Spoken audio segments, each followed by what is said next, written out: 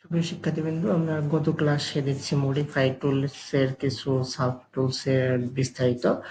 আজকে আমরা দেখব হচ্ছে যে অ্যানোটেশন যে আমাদের ডিটেলস আছে সেগুলোতে আমরা গত ক্লাস সেগুলো সবগুলাই দেখেছি। আজকে আমরা প্রায় মোটামুটি এটা শেষ করে দেব বিস্তারিত। এখানে দেখো যে প্রথমে যে দেওয়া আছে এটা হচ্ছে টেক্সট, অর্থাৎ অটোক্যাডে আমরা বিভিন্ন যেমন টেক্সট লিখে থাকি সেটার সাহায্যে আমরা এই টেক্সটটা যেমন বিভিন্ন লিজেন্ড বিস্তারিত ডিটেলস লিখে থাকি সেটা হচ্ছে এখানে লেখা থাকে। যেমন এর মধ্যে হচ্ছে কি দুটা লাইন আছে, এর মধ্যে এখানে ক্লিক করলে হচ্ছে multi text, multi line text আর আছে সিঙ্গেল লাইন। আচ্ছা, আমরা এখন যদি সিঙ্গেল লাইন যদি দেই, সিঙ্গেল লাইন সাধারণত আমরা অটোক্যাডে এখন কম ইউজ করি, মাল্টি লাইন ইউজ করি। যদি সিঙ্গেল লাইন দেওয়ার পরে দেখো এখানে একটা এরকম লেখার অপশন আসবে, কারণ সিঙ্গেল লাইনটাকে এডিট করা যায় না, এই কারণে আমরা সিঙ্গেল লাইনটাকে এখন কাজ কম করবো, অটোকে সবসময় মাল্টি লাইন দিয়ে কাজ করবো। তারপর আমি দেখাচ্ছি যে এখানে আসার পরে ধরে নিলাম এখানে আমি লাইন লিখলাম, ঠিক আছে। এই যে আমার হচ্ছে সিঙ্গেল লাইনের একটা সুবিধা, এ লাইন, ধরো আমার এখানে গেলাম, যাওয়ার পরে সিঙ্গেল লাইন, আমার টেক্সট আসলো এ লাইন এ লাইন, ঠিক আছে। এখন আমি কি দেবো, ইন্টার দিলাম, তাহলে আমি এটাকে সিঙ্গেল লাইন লিখে ফেললাম। সিঙ্গেল লাইনকে লিখতে হয় সাধারণত কন্টিনিউয়াসলি ভাবে লিখতে হবে, ঠিক আছে। আবার দেখেন সিঙ্গেল লাইন যদি আমি লিখি, এখন রুম 1, তারপরে আবার এখানে ক্লিক করি রুম 2, এটাই হচ্ছে আমাদের সিঙ্গেল লাইনে এভাবে লিখে রাখি, ঠিক আছে, ক্লিয়ার। এটা হচ্ছে আমার সিঙ্গেল লাইন। এরপরে কি হচ্ছে আমার মাল্টি লাইন টেক্সট, এটা শব্দ কি এম টেক্সট দিলেও আসবে, অথবা সরাসরি দেখো এম টেক্সট দিলেও সরাসরি আসবে, অথবা এখান থেকে আমরা মাল্টি লাইন ক্লিক করব, এখানে মাল্টি লাইন টেক্সটে ক্লিক করব। তারপরে কি করব, যে কোনো একটা প্রথমে পয়েন্টে কি করব, এরকম একটা ড্রাগ করতে হবে। এখন দেখো এইটা করার পরে কি হবে, এরকম একটা সারফেস আসবে। প্রথমে বলি এখানে আমরা যে টেক্সট গুলো লিখবো আর কি, যেমন এটাতে আমার রুম 1 লিখলাম। এখন প্রথমে দেখো এখানে কি আছে, স্ট্যান্ডার্ড আছে, হ্যাঁ, এখানে বিভিন্ন চাইলে আমরা এরিয়াল পিডিএফ, এরিয়াল স্ট্যান্ডার্ড, তো আমাদের এটা চেঞ্জ করার দরকার নেই। পরে দেখো এখানে কি আছে, স্টাইল আর কি, মানে প্রথমে স্টাইলটা আমার বিভিন্ন স্টাইলে আছে, আমার দরকার নেই, স্টাইল সাধারণত চেঞ্জ করার দরকার নেই। এটা কি হচ্ছে হাইট আছে, এটাকে যদি আমি 20 দিই, ধরো আমরা এটাকে সিলেক্ট করলাম, হাইট 20 দিলাম, লেখাটা আমার বড় হবে, ঠিক আছে। এটা হচ্ছে আমার হচ্ছে ব্যাকগ্রাউন্ড মার্কস এর দরকার নেই। এরপরে হচ্ছে কি ম্যাচ, আচ্ছা ম্যাচ, এই দেখো আমরা টেক্সটটাকে লিখছি, এটা হচ্ছে এটা, তারপরে কি আছে ম্যাচ আছে, এটাকে ডাবল ক্লিক করলে আমরা সেটাতে এডিট করতে পারি। এটাকে যদি আমি এখন সিলেক্ট করি, এটা কি করতে পারবো, বোল্ড করতে পারবো, ঠিক আছে। আর ইটালিয়ান কিছু করতে চাই, এটাকে আমাকে ইনক্লাইন করতে হবে, এটাকে লেখাটাকে টেক্সট করতে চাইলে আমি টেক্সটটা আন্ডার দিতে চাইলে দিতে পারবো, মানে আমি চাইলে বিভিন্ন যে জিনিসগুলো আমি এটাকে অ্যাড করতে হবে টেক্সটের উপর লেখা। এখন দেখো এটাকে স্কোয়ার করলাম, এটা কি আমার বড় হচ্ছে, ঠিক আছে। আমার এর নিচে যদি এখন লিখতে চাই, এখন আমি এটার নিচে লিখতে পারবো, ঠিক আছে। আচ্ছা, এটা গেল, এটিকে আমি এখন ক্লিয়ার করে রাখি দিই। আবার এটাকে দেখো লোয়ার কেস আপার কেস আমরা এইভাবে লিখতে পারি, এটাকে কিন্তু আপার কেসে লিখতে পারি, লোয়ার কেসে লিখতে পারি, ঠিক আছে। আমরা এটাকে ধরলে এখন সবগুলোকে আপার কেসে লিখে, সবগুলো আমার আপার কেসে হয়েছে। এখন এরিয়াল হচ্ছে এটাকে ফন্ট স্টাইল, ঠিক আছে। ফন্ট স্টাইলটা কি, আমার বিভিন্ন, ধরো এটাকে সিলেক্ট করে রাখি, এরিয়াল আছে, আমার সাথে এরিয়াল দিয়ে লিখবো, এটা দেখায় একটু বেশি করে লেখালেখি,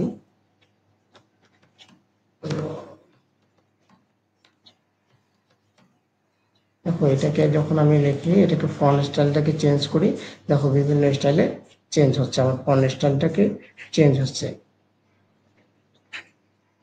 ঠিক আছে।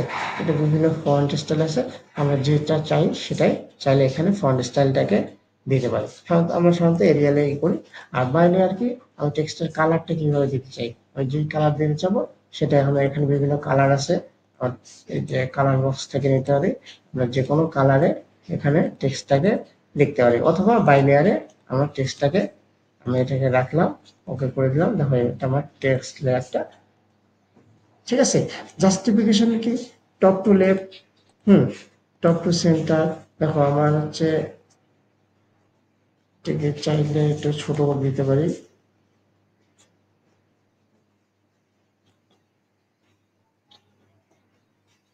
দেখো এখন আমি যদি জাস্টিফিকেশন করতে চাই, আমার দেখো এগুলো কি বিভিন্ন কোশ্চেনগুলো কি চেঞ্জ হচ্ছে, ঠিক আছে। আমি টপ টু লেফটের দিকে রাখলাম, ঠিক আছে। দেখো মিডিলে রাখতে পারি, সাইডে রাখতে পারি, এটাকে আমরা চাইলে যে কোনো স্টাইলে লিখতে পারি, ঠিক আছে। নাম্বারিং করে লিখতে পারি, এটা আমরা দেখতে পারি। নো কলাম, আমরা এখন ডাইনামিক কলাম। আচ্ছা, এরপরে দেখো আমার এখানে সিম্বল আছে। ধরো এরপরে আমি লিখতে হবে @, বা দেখো এখানে বিভিন্ন সিম্বল আছে। চাইলে আমরা এখান থেকে ক্লিক করে যে ডিগ্রি, এখানে ক্লিক করে ডিগ্রি নিয়ে আসতে পারি, প্লাস মাইনাস নিতে পারি, অলমোস্ট নিতে পারি। বিভিন্ন অ্যাঙ্গেল আমার এখানে সিম্বল দেওয়া আছে। আমরা চাইলে এখান থেকে সিম্বলগুলো নিয়ে এটাতে ড্রয়িং করতে পারি, ঠিক আছে। আর যদি আদার্সে যাই, দেখবা যে আমাদের এখানে বিভিন্ন সিম্বল আছে। এই যে এটাকে কার্সারটাকে এখানে ধরে ক্লিক করলে আপনার যেরকম সিম্বল চান অটোক্যাডে যে ভাষার, আমাদের সেই ভাষায় সিম্বল এখানে চলে আসে। আমরা চাইলে এখানে বাংলাও লিখতে চাইলে আমরা বাংলাও লিখতে পারি, ঠিক আছে। আমাদের এখানে যে ফন্ট আছে বাংলা, হ্যাঁ, চাইলে আমরা সুতরাং এমজিতে লিখতে পারি, অথবা আমাদের যে ফন্ট আরো বিভিন্ন আছে সেটা আমরা চাইলে এখানে যে টরি বাংলা এমজি, ঠিক আছে, আমরা চাইলে এখানে বাংলাতেও লিখতে পারবো, ঠিক আছে। এটা হচ্ছে আমরা দিতে পারি, ডাইনামিক দিতে পারি, স্কেল দিতে পারি, ডিকশনারিতে আমরা রাখতে পারি, রুলার দিতে পারি। রুলারটা আমি তুলে দিলাম, দেখো রুলারটা আমার নাই, হ্যাঁ। চাইলে আমি এটাকে এটাকে চাইলে হাইট হয়ে গেলে দেখো আমরা এটা ক্লিক করলে চলে আসবে, ঠিক আছে। এটাকে ডাবল ক্লিক করলে আমরা এটা এডিট হবে, ধরে নিলাম এটা। এখন আমার দেখো সবগুলা লোয়ার ক্লাস আছে, আমি আপার ক্লাসে দিতে পারি, আবার সবগুলাকে লোয়ার ক্লাসে দিতে পারি। এটি হচ্ছে আমার টেক্সটের, আর হচ্ছে কি ডাইমেনশন। ডাইমেনশন তো আমরা জানি কিভাবে পরিমাপ করতে হয়, হ্যাঁ, কন্টিনিউয়াস ডাইমেনশন দিতে হয়। তো এটা মোটামুটি সবাই জানি যে আমার ডাইমেনশনটাকে কিভাবে দিতে হয়, ঠিক আছে। কন্টিনিউয়াস প্রথমে একটা ডাইমেনশন দেওয়ার পরে ধরে নিলাম এটা একটা আমি ডাইমেনশন দিলাম, অথবা এখন এটাকে আমি যদি কন্টিনিউ ডাইমেনশন দিই, চাইলে আমি এই যে কন্টিনিউ ডাইমেনশনটা দিতে পারি, ঠিক আছে। এটাকে দেখো আমার ডাইমেনশনগুলো ছোট আসছে, কিন্তু আমার এখানে ডাইমেনশনগুলো আছে। এই যে পরিমাপ করে দেখি, দেখো আমার 3টা আসছে, সবগুলো আছে। আমরা ডাইমেনশনটাকে কন্টিনিউ ভাবে কি দিতে পারি। দেখো ডাইমেনশন এখানে কন্টিনিউয়াস, অ্যাঙ্গুলার আছে, বেসলাইন। আচ্ছা, এখন আমরা তো পরিমাপের যে লিনার, এগুলো অ্যালাইন, এগুলো সব দেখছি। ডায়ামিটার সার্কেলটা কিভাবে যে ডায়ামিটার পরিমাপ করা হয়, দেখো আমরা এখানে এটা অনেক বড় ড্রয়িং দেখা যাচ্ছে। দেখো আমি জুম করে দেখছি কতটুকু আমাদের দেওয়া আছে, ঠিক আছে। তারপরে এখানে কি আছে, লিডার আছে। লিডারের সাহায্যে কি কাজ, ধরো এই এটা একটা সার্কেল, আমি জাস্ট এখানে ক্লিক করে এখানে দেখাইলাম, এখানে দেখলাম এটা হচ্ছে কত, ধরে নিলাম এটা 10 ইঞ্চি সার্কেল। এটা হচ্ছে আমার একটা 10 ইঞ্চি সার্কেল। দেখো আমার টেক্সটের সাইজ অনেক ছোট, এই কারণে এটাতে বোঝা যাচ্ছে না। আর এটা সার্কেল আমার আমি যদি বাড়াই দিই 50 ফিট করে দিই, দেখো আমার এটা আসে, আমার সার্কেলের যে ইয়াটা, এটা 10 ইঞ্চি একটা সার্কেল। কিন্তু এখন দেখো এই লিডার যে আমরা দিছি, এই লিডার কি আমাদের অ্যারোটা বোঝা যাচ্ছে না। জাস্ট প্রপার্টিসে গেলাম, প্রপার্টিসে গিয়ে দেখো এখানে যে আমার কি অ্যারো সাইজটা বোঝা যাচ্ছে না, তাই তো? আমরা এখানে অ্যারো সাইজটা দিতে পারি এখানে কত, আমি যদি 50 ইঞ্চি দিই, এই যে দেখো এখন আমার অ্যারো সাইজটা এখানে 50 ইঞ্চি বোঝা যাচ্ছে। আমরা চাইলে এই অ্যারো সাইজটাকে বড় করে দিতে পারি অথবা ছোট করে চাইলে অ্যারেটা দিতে পারি। এখন দেখলাম এটা আমি একটা অ্যারে দাও, এখানে যদি এখন এখানে ক্লিক করি অ্যাড লিডার, ঠিক আছে, আমি জাস্ট এখান থেকে ক্লিক করলাম, আরেকটা অবজেক্টকে বোঝানোর জন্য এটা দিলাম। আমি যদি এইদিকে আরেকটা বস্তুকে দেখাইতে যাই, এই অ্যাড এটা এন্ট্রি করলে এখন আমার লিডারগুলো কি করলাম, অ্যাড করে দিলাম, ঠিক আছে। এখন দেখো ম্যাচ করে দিই এই লিডারের যে অ্যারের সাইজ, এই লিডারের অ্যারের সাইজগুলো কি সেম আছে, অ্যারের সাইজ, হ্যাঁ সবগুলো ম্যাচ করছে।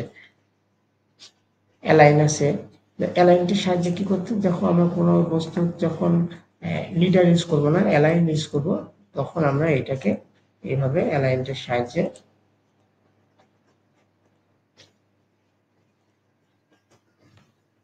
দেখো এটাকে অ্যালাইন ভাবে এইভাবে দেখাই দিব, ঠিক আছে। আমরা চাইলে অ্যালাইনটির এখানে টেক্সট দিয়ে অ্যালাইন নেওয়ার পরে এখানে টেক্সট দিয়ে আমাদেরকে দেখাইতে হবে। এটিকে সাধারণত অনেক বড় স্কেল, আমরা একটা ছোট স্কেলে যাই। এই দেখো এটাকে আমরা যদি অ্যালাইনটা দেখাই, সিলেক্ট মাল্টি লিডার্স, ইন্টার, আমাদের প্রথমে আগে কি করতে হবে,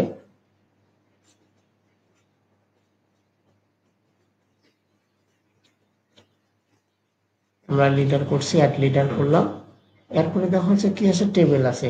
টেবিলটা কি, এটা সাধারণত আমাদের হচ্ছে বিভিন্ন লিজেন্ড দেওয়ার জন্য অর্থাৎ এক্সেল ফাইলের মতো তৈরি করার জন্য। দেখো এখানে কলাম আছে কয়টা, 10টা, আমি এখানে চাইলে কলাম 5টা দিতে পারি। ডাটা রো আছে কয়টা, 2টা, আমি চাইলে এখানে 1টা বা 4টা দিতে পারি। হাইট আছে বিভিন্ন, ওকে করলাম। দেখো এখানে যখন ক্লিক করলাম, আমরা এই যে বিভিন্ন অটোক্যাডে দেখবেন যে আমাদের লিজেন্ড দেওয়া থাকে, এখানে আমরা এখন চাইলে এখানে লিখতে পারবো টাইটেল, বা আমরা এখানে ধরো লিজেন্ড লিখলাম, সরি,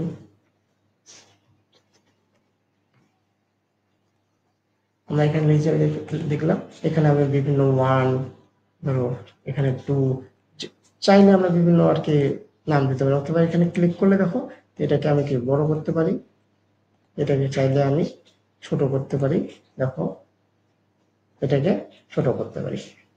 এটাই হচ্ছে আমাদের এই টেবিলের কাজ, ঠিক আছে। আর এখানে অ্যাডাপ্টেশনের কিছু নাই, টেক্সটে আমরা সবগুলো দেখলাম যে এই যে মডিফাই টুলবারে আমরা কিভাবে মডিফাই করার লাগে। আর হচ্ছে আমরা এত যে আমাদের লিডারটা দিলাম, যেটাকে মডিফাই আমরা চাইলে মডিফাই করতে পারি। অ্যারো সাইজ দেখো আমরা এখানে বাড়াইতে পারি, আর অ্যারো সাইজের স্টাইল কিভাবে দিতে পারি সেটা এখানে দেওয়া আছে, ঠিক আছে। আর এরপরে দেখো এখানে নিচে কি আছে, নিচে আছে আমাদের যে টেবিলের, আমরা চাইলে এটা একটু মডিফাই করতে পারি, কিভাবে দিতে পারি, ডাটা আকারে দিতে পারি, হেডার, টাইটেল, আমরা চাইলে এখানে বিভিন্ন স্টাইলে দিতে পারি এটাকে। দেখো আমার ডাটা আকারে দেওয়া আছে, লিডার আকারে কিভাবে লিডার আকারে দেওয়া আছে, টাইটেল আকারে চাইলে আমরা এখানে দিতে পারি। এটাই হচ্ছে আজকে এই পর্যন্ত।